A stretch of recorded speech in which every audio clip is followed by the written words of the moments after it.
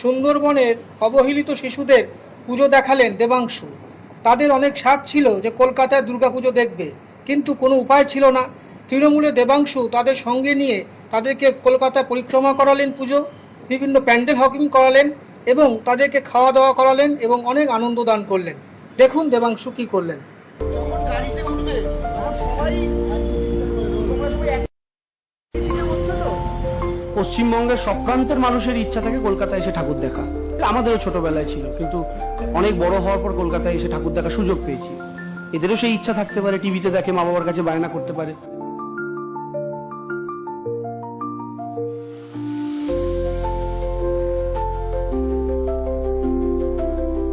কিন্তু আপনারা অলরেডি জানেন যে এই শরৎকালের আগে যে বর্ষাকালটা আসে এবং যে ঝড়, কালবৈশাখী, আমফান থেকে শুরু করে সমস্ত কিছুতে সবচেয়ে বেশি এফেক্টেড যেটা হয় সুন্দরবন অঞ্চল।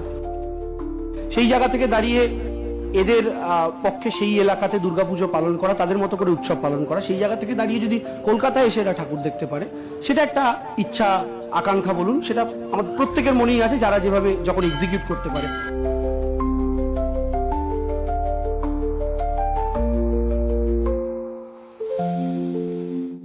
আমরা প্রথম বছর করেছিলাম, যদিও তখন কোনো সংগঠনের অধীনে নয়।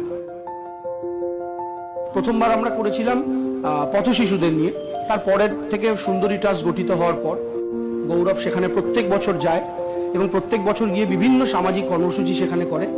এবং প্রত্যেক বছর আমাদের যেটা হয়, যে আগের দিন, অর্থাৎ আজকে পঞ্চমী আমরা বেরিয়েছি বাচ্চাদের নিয়ে, তার আগের দিন সুন্দরবনের প্রচুর মায়েদের হাতে শাড়ি তুলে দেওয়া হয় পুজোর আনন্দে, উৎসবে সামিল হয়। যার যেরকম সামর্থ্য, প্রত্যেককে তো দেওয়ার ক্ষমতা নেই, যেটুকু সামর্থ্য হয়।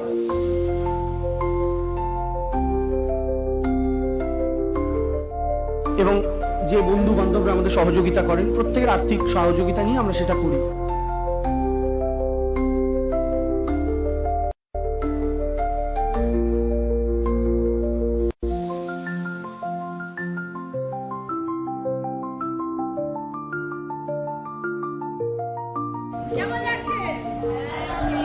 তার পরবর্তীকালে চতুর্থীর দিন রাত্রিবেলা প্রায় সমস্ত প্রিপারেশন করে একদম ভোর ভোর লঞ্চ পার করে এই গৌরব গত তৃতীয়ার দিন থেকে ওখানে পড়ে রয়েছে।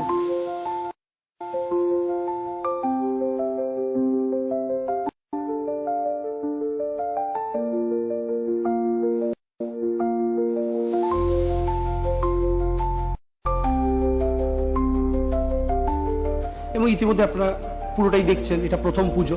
এইভাবে আজকে শুরু হবে, এখনো 7-8টা বড় বড় পুজো, মাঝে খাওয়া দাওয়া ইত্যাদি সবটাই রয়েছে। এবং বিশেষ করে আমাদের তো প্রত্যেক বছরই ধরুন বাচ্চাদের সেট, মানে গত বছর ধরুন একটা স্কুল থেকে আমরা এনেছিলাম, এবার আরেকটা স্কুল থেকে এনেছি। গত বছর তাদের শিক্ষকরা ছিলেন, এবার তাদের কিছু শিক্ষক শিক্ষিকারা উপস্থিত আছেন যারা গাইড করছেন এদেরকে পুরোটা। তো সেই জায়গা থেকে দাঁড়িয়ে অবশ্যই এদের মুখের হাসি, এটাই তো আসল বিষয়।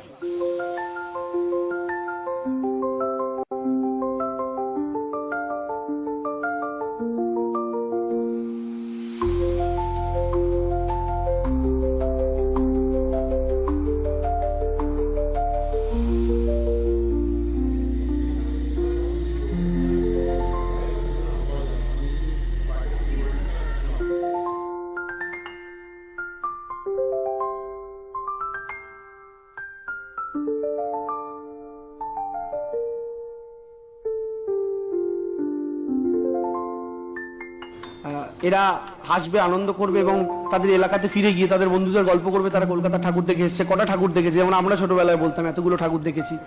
তো এদেরই হাসিটাই আনন্দ। শুধু একটাই প্রার্থনা মায়ের কাছে, প্রকৃতি যেন সঙ্গ দেয়। কারণ এতগুলো বাচ্চা আমাদের সঙ্গে রয়েছেন, তো প্রকৃতি যদি সঙ্গ না দেয় আমাদের জন্য একটু সমস্যা হতে পারে। অলরেডি আপনারা জানেন এবছর পুজোর 2-3 দিন আগে কি ভয়ঙ্কর বৃষ্টিতে কলকাতা ভেসেছে।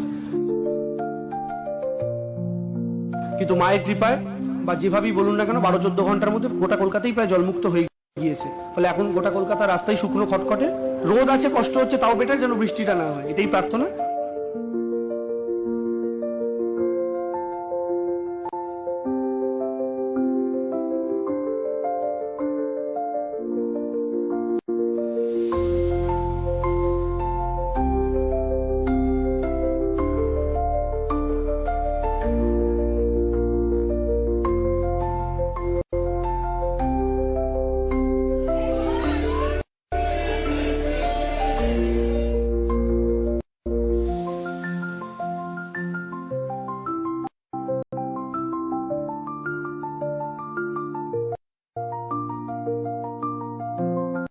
আমাদের ভিডিও ভালো লাগলে লাইক ও শেয়ার করুন, কমেন্ট সেকশনে গিয়ে জানান আপনাদের মতামত। আরও ভিডিও পেতে চ্যানেলকে সাবস্ক্রাইব করুন। প্রতি মুহূর্তে খবরের আপডেট পেতে প্রেস করুন বেল আইকন।